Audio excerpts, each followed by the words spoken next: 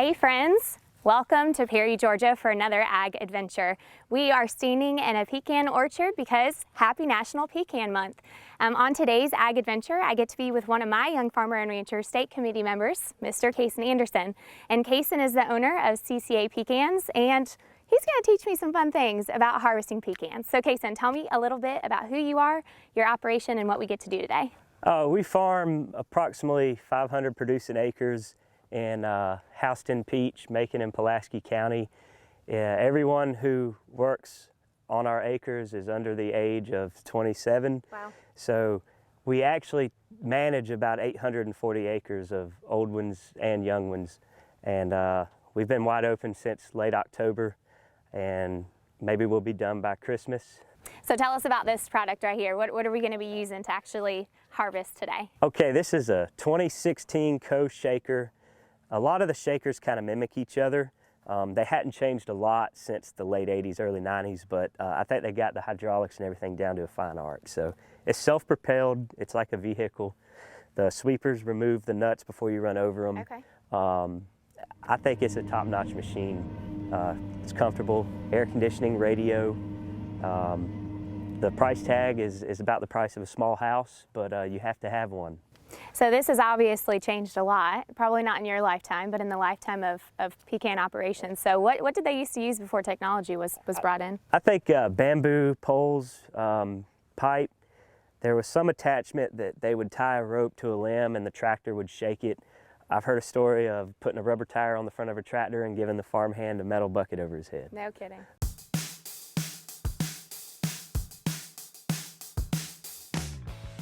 All right, Erin, first thing before we crank it up, your sweepers are on, and I'm going to tell you to raise the boom, you pull it back. It's just like a tractor joystick. Okay. To lower the boom, you push it down.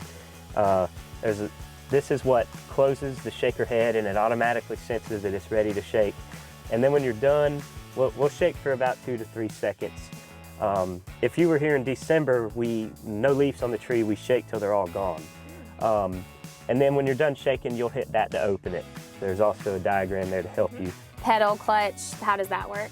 It's no clutch, it's just like a zero-turn lawnmower. Okay. It's hydrostatic, you have a forward and reverse pedal. You have a foot throttle, but when you're shaking in the orchard, I usually set my RPMs to 1776. I just thought it was a good number. America. Yeah. And but you want the right pad to be close to the trunk and let the left do all the closing and Okay. keep the head as straight and level as possible. Okay. I trust that you're going to tell me it's good. Yeah. Okay.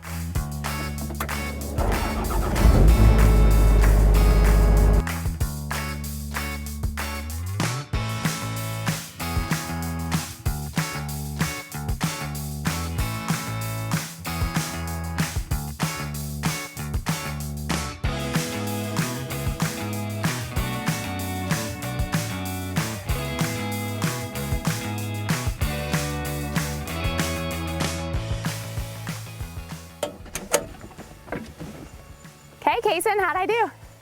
I'm not lying for TV. All the barks there, I think you actually did really good. That was so much and fun. that was not rehearsed. That No, was the that was first time. so cool. And this is literally the first time that I've ever driven any type of heavy equipment, if you call this heavy equipment. That was so much fun.